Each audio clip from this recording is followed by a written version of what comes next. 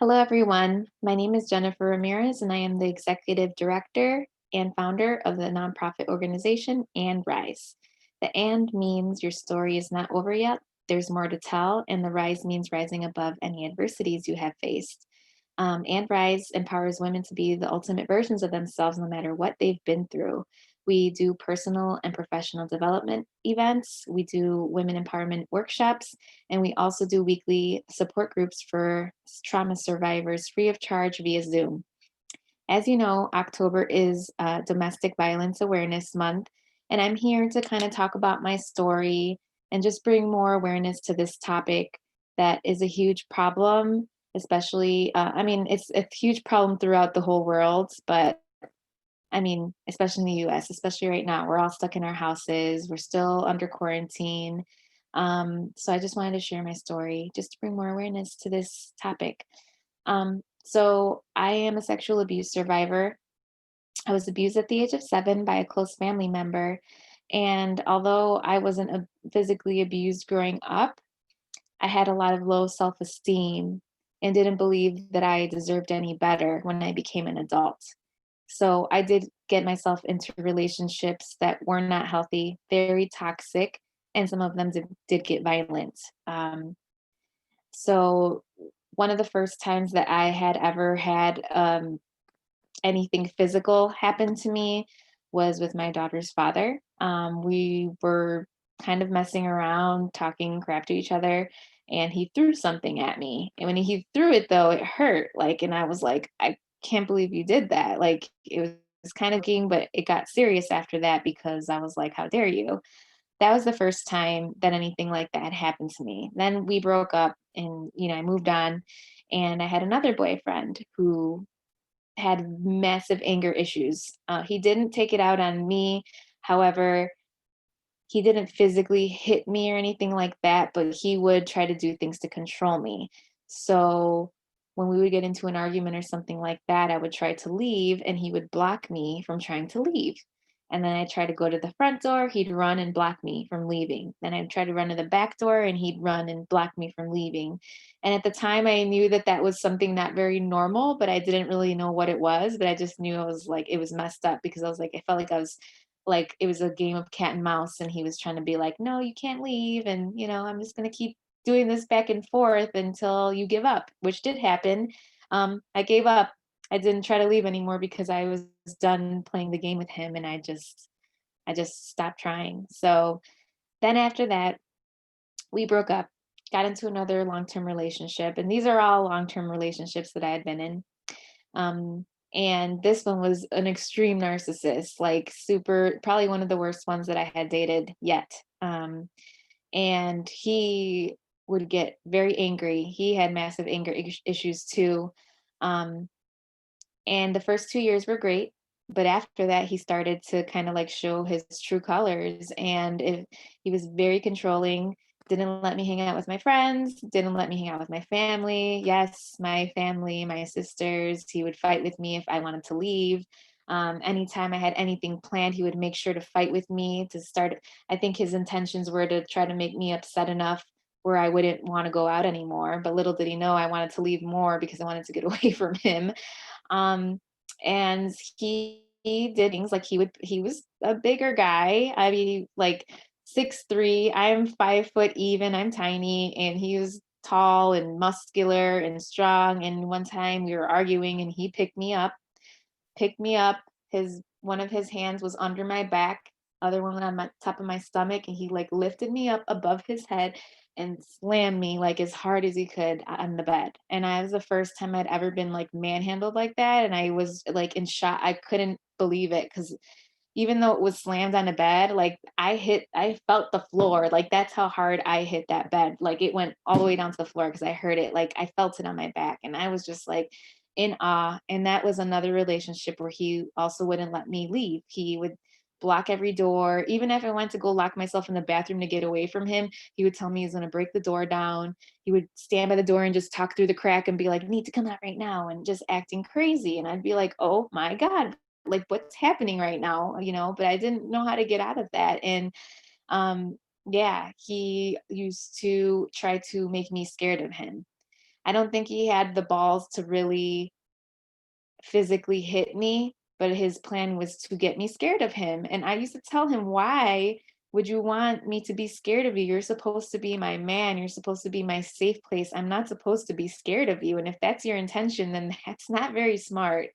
Um, so yeah, he would do that. And what else did he used to do? Yeah, he didn't let me go anywhere. And if I did go out, he would text me the entire time. What are you doing? Who are you with? What time are you going to leave? What time are you coming home? And then let's say I said I'm leaving at 3 o'clock. 2:30. Okay, you said you're leaving at 3 o'clock. Did you leave yet? He would just stalk my life. He never let me enjoy anything for myself. And I lost myself in that relationship. And I am not a physical person whatsoever. However, he used to get in my face right here. You can't see, but literally right here, big guy, little girl, and scream in my face, like scream. I'm talking about at the top of his lungs, scream and try to intimidate me and scare me. Um, and it used to set me off. And when somebody does this right here, when they're in my face, that's the old Chicago Jenny from the block coming out. I just have a natural reaction to just like, I'm just gonna, swing because you're in my personal space right now and you're screaming at me, which means you're trying to, like you're trying to start something. So I really like was taken out of my own element. I lost myself in that relationship because I got so tired of fighting with this guy that I would do anything to not fight with him. So I would conform. I would, like I was always compromising for everything. And whenever we'd fight, the the end result was always my fault. No matter what it was always my fault. He never took responsibility for anything. He used to blame everything on me. And it just got to a point where I'm like, fine, it's my fault. Okay, can we move on? Like, because I'm tired of fighting. And he would literally also fight with me all night. The only relationship where I had where like a person can fight and fight and fight and fight. And I would cry. It would get to the point where I would literally cry. And I'm not a crier, where I'd beg him, please, I can't do this anymore. I can't fight with you another second. I have to sleep. He would fight with me till 2, 3, 4 in the morning about the same things, like just talking about the same thing over and over and over.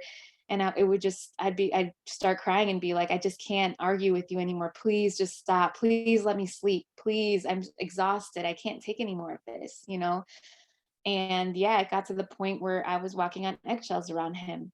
And I didn't want to do anything to make him mad because I was trying to avoid fighting. And that is not healthy. That is not healthy at all. You shouldn't be with somebody that, like you're scared that they're going to get mad at you, or scared you're going to make the wrong move, scared you're going to say the wrong thing and you're going to piss them off, and they might, fight with you all night tonight, or they might break things. That was the other thing. He used to break things, punch holes in the doors, kick the doors, break things, throw things, and just act crazy. And I never had experienced anything like that with any other relationship I had been in. So it was a lot to handle. And it just got to the point where I just couldn't take it anymore. We got into what really ended our relationship was one day, I felt disrespected.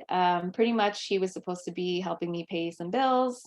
Long story short, he didn't, but he had a bad habit that he would spend his money on instead of helping his family out. And so I made a comment about it, and he snapped at me.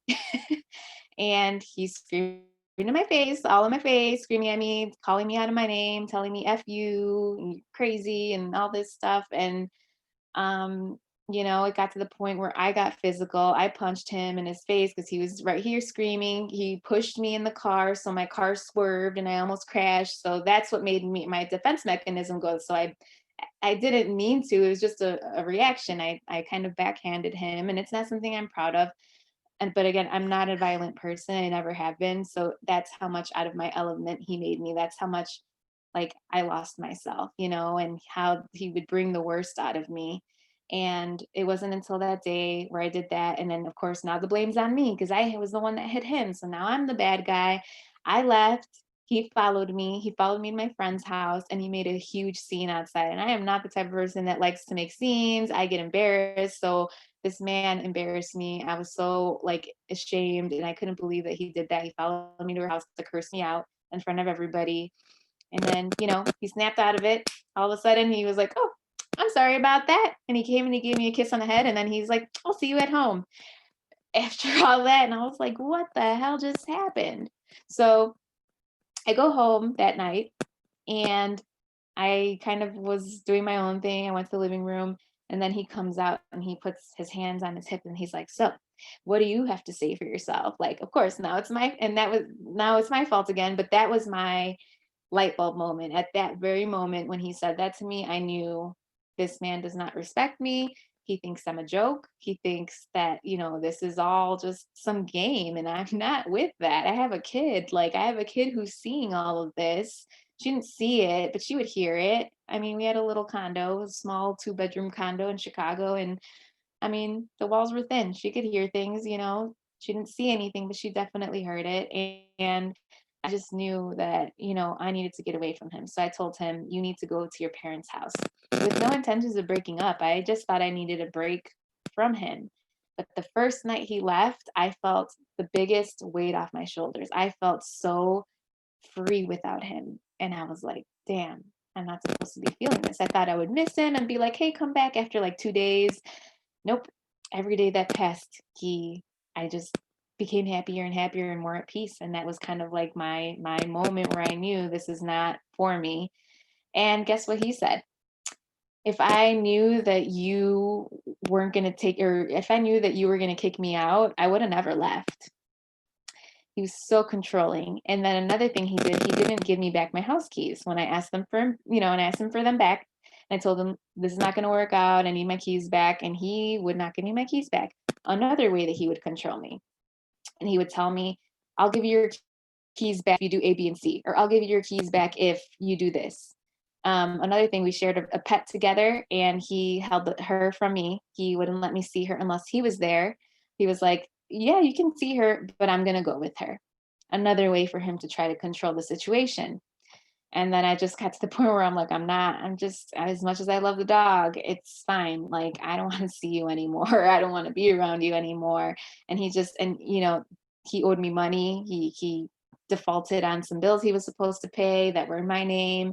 And I asked him about that. When are you going to pay me back the money that you owe me? I'm a single mom, like what the heck?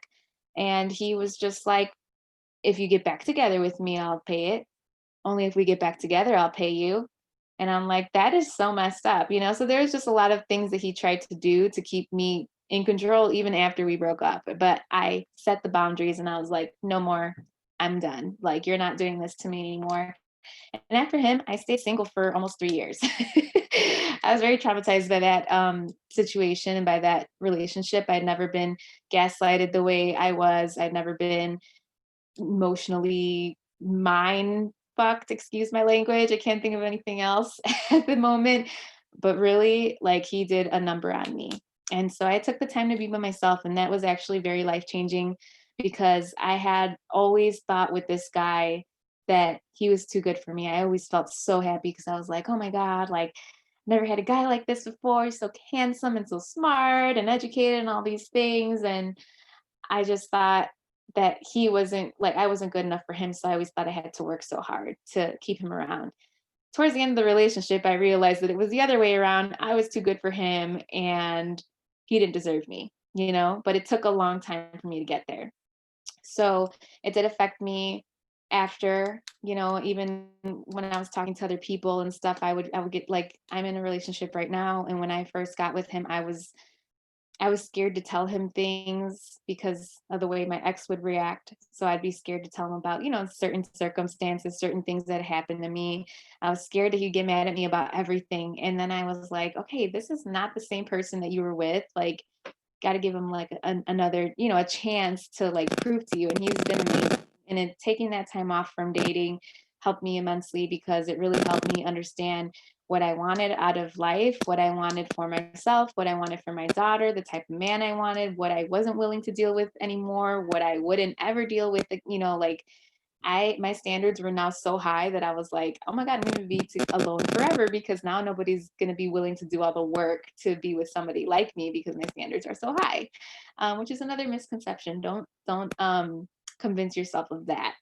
Um, So yeah, I mean, it did affect me, but therapy, counseling, really, taking the time to be away from men and not dating and making the conscious effort to find myself was very, very liberating and empowering and inspiring to myself. So I always tell people take the time because when we go through things like that, we tend to end up in a vicious cycle. And like I said at the beginning of this, I'm a trauma survivor. So already being a trauma survivor, we're already thinking we're less than and we're not good enough. And we have self esteem issues because of the stuff that we went through and because of the narcissists we've dealt with in the past that already told us we weren't this and didn't deserve that. And we believed it. So that's my advice is to try to stay single, try to, find yourself, figure out what you like, do things you like, take yourself out, take yourself on a date, buy yourself flowers, be good to yourself because at the end of the day, no one's ever going to be good to you the way you can be good to yourself. So, something to keep in mind. And so now I wanted to just kind of go over some quick statistics with everyone. Um, so, give me 1 second. I'm so sorry. I thought I was already here, but I'm not. Okay, so just so you know, domestic violence is far more than simply being pushed around. Abuse comes in many forms and can affect anyone. Um, Types of violence include physical, pushing, kicking, shoving, hitting, strangling, verbal or emotional, threats, humiliation, insults, intimidation, monitoring, and social isolation. Um, those are things. So, yes, you can be abused. You can even, it's not on here, but you can even be financially abused, which happened to me as well with the ex. He knew that I was a single mom, knew I was only on a limited income, and totally used it to his advantage. He used me, let me take care of him. At first, he was contributing a little bit, then he couldn't even contribute to groceries anymore. Like it got that bad where he was rather buying drugs than, buying groceries for his family. And I consider that financial abuse, because and then he screwed me over with the bills he was supposed to be paying, and I had to go back and pay them because I was going to get sued for no payments. So he put me in a really bad situation. So financial abuse is also abuse. It can be withholding money from you, controlling money, not allowing you to spend your own money that you make, or using you for what you have and what you can do for them. Yes, that is abuse. And yes, that has happened to me many times, unfortunately. Now I know better. However, I didn't back then. I didn't even know it was a form of abuse, to be honest with you. So it's just things to keep an eye out for. Um, Let me see what else here. I have some other statistics. So from 1994 to 2010, approximately 4 in 5 victims of intimate partner violence were female. Nearly 3 in 10 women, which is 29%, and 1 in 10 men, which is 10%, in the US have experienced rape, physical violence, or stalking by a partner and reported it having a related impact on their functioning. Yes, this can affect you mentally, emotionally, physically, because when we're not right mentally or emotionally, it can affect us physically and make us physically ill. Um, so that's why it's really important to kind of know what's happening and try to do something to get yourself out of that situation if possible. I know it's not always possible, but I will get to resources in a second. Some more facts. Women ages 18 to 24 and 25 to 34 generally experience the highest rates of intimate partner violence. 1 in 4 women, which is 24.3%, and 1 in 7 men, which is 13.8%, age 18 and older in the US have been a victim of severe physical violence by an intimate partner in their lifetime. That's staggering. 1 in 4 is it shouldn't even be happening. But unfortunately, that is the world we live in right now, especially with the pandemic and people are home with their abusers more often right now. Another statistic, just under 15% of women and 4% of men in the US have been injured as a result of intimate partner violence that included rape, physical violence, or stalking by an intimate partner. Something else, Most female victims of intimate partner violence were previously victimized by the same offender at rates of 77% for women ages 18 to 24, 76% for ages 25 to 34, and 81% for 35 to 49. 81% is crazy. Like that's a very big number. And just remember, abuse is always a choice the abusive partner makes and is never something that the survivor should blame themselves for. So just remember that it's a choice. They're choosing to do that. They have full control over their emotions, over their body, over their fists, over their hands, over everything that they do. They have control. So if they're doing it, it's because they're choosing to do it. Okay. And the last thing I want to share is if you've been abused by more than one partner and are struggling with guilt, shame, or uncertainty about whether to try dating again, rest assured there's help. Some survivors find individual counseling or attending support groups at a local domestic violence agency helpful as a way to get support and validation, as well as working through these difficult questions and feelings. Whether or not you seek counseling or group support, taking time to allow yourself to heal from the impact of having been in an abusive relationship can be crucial, guys, crucial for ensuring that your next relationship is as healthy as you deserve it to be. Notice keyword deserve. You deserve it. We were all put on this earth to be loved and to be cherished by whoever is in our lives, okay? So you deserve that. So please don't tell yourself anything opposite. And if anybody else is telling you opposite, they're so wrong and they're not your people. Um, so next, I'll go into resources. So if you visit www.womenrisechicago.org, we have a list of resources. I'm going to read it off to you because I'm looking at it right now. We have sexual violence, sexual abuse resources, domestic abuse resources, teen dating violence, info on that, mental health resources, food and housing in Chicago for women who need it, and donations that we have available through And Rise. Please visit our website, www.womenrisechicago.org. I have hotlines on there that you can call when you need to talk to somebody about your domestic abuse, or they have plans for you that they can set you up with a safety plan to get you away from your abuser or your kids.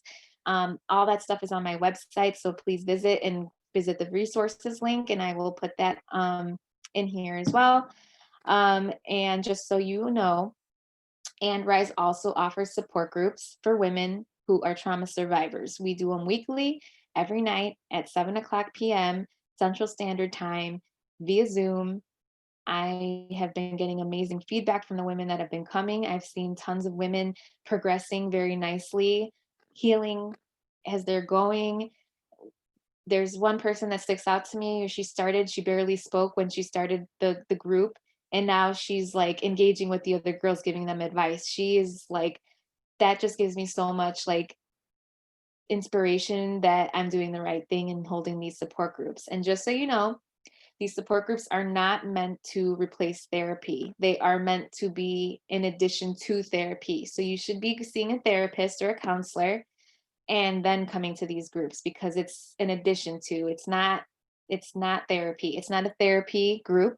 It is a support group. So it's women that have been through some type of trauma that are looking for support from other women who understand. And the best thing that I can think of that women say is that I love that I came here and nobody judged me. I talked about this, and I know if I would have said this in front of other people, they would have been like, oh my God, and start with their input. And she was like, I appreciate you guys just being here and listening to me. Sometimes it's just a matter of being in a group that they listen and they don't judge you because they know what it's like. And I think that that's immensely healing in itself. So, in addition to that, And Rise is also offering counseling for women who need it free of charge. So if you can't get it through your job or whatever, please reach out. We can get you in contact with a counselor that can help you. Um, yeah, so I think that's it, guys. I wanted to talk about my story, what I've been through, to let you know. I know I haven't been through like the worst of domestic, but I've been through, through enough situations where I didn't want to go through that again. And I made sure that I didn't end up with the same type of person. I had to break the cycles that I was in. And I took that time to be by myself, to heal, to then be with somebody that does know how to treat me and does treat me the way I deserve to and loves me and respects me and values me. Super important when you're in a relationship. If your relationship isn't, progressing you to move forward personally, I think might not be the right one for you. And being okay alone is okay. And that was something, I was a serial relationship person. I used to jump from one relationship to the other because I had problems with being codependent on men. And guess what? That's very normal. As a trauma survivor, that is a very normal thing to do. It's not the right way to go about it, but it is normal. So if you find yourself doing that, don't be so hard on yourself. It does happen, but now that you're aware that you are codependent on somebody, you're aware of it now. So now do something to break that cycle. And I promise you, once you start breaking cycles, you will start seeing immense changes in your life. Things will start falling into place. Opportunities will start coming to you. The right people will come into your life. It's exactly what happened to me. I'm, first, I can't even think of the word right now. um, Firsthand evidence that it is possible. Okay. I was in a very bad place. If you met me 10 years ago, you wouldn't recognize me. I've changed a lot and I've done a lot of work and I'm still continuing to do work. I'm not going to sit here and say I'm healed and that I'm perfect because I'm certainly not. I still have things, I still have the flashbacks that pop up and bother me and, things that trigger me and things like that. It's part of it.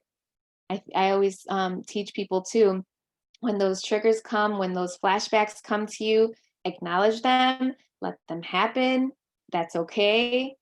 But as soon as it's done, kick it out of your head. You are no longer welcome here. Okay. Something triggered it where it's coming and remembering something. Okay. Experience it, but then let it go. Don't dwell on it. Don't keep thinking, oh, now why did I think that? Now I just ruined my whole day. And oh, now I'm sad. And now I can't stop thinking about it. But yes, you can stop thinking about it. Get it out of there. Do something to make yourself happy. When you get a trigger, or something triggers you, do something else that makes you happy. There, you have to find a way to kind of deal with that. And whether it be writing it down and then throwing the paper away, or typing it out on your computer, deleting that, when it's over, like you got to find something. I find that a lot of women say that writing helps them, drawing helps them, art helps them, meditating, mindfulness, yoga, physical activities, things like that to help get that pent up energy kind of out and those emotions out. So, yeah. So I hope that you find this video helpful. I wanted to make this because October is Domestic Violence Awareness Month, and I wanted to bring more awareness around this topic. It happens way too often to way too many people, and it shouldn't be happening. However, we live in a world where it does happen. And so putting videos out here like this, I feel are my calling. So this is what I'm doing. I'm helping bring awareness, and hopefully one day this won't even be an issue because broken people, or what is it? Damaged people damage people. So the reason that somebody is abusing you is because something happened to them. And the cycle is going to continue if you let it. Break the cycles. Don't let your kids learn these things. You can do it. You can break the cycles. I promise you. I promise you, you're strong enough.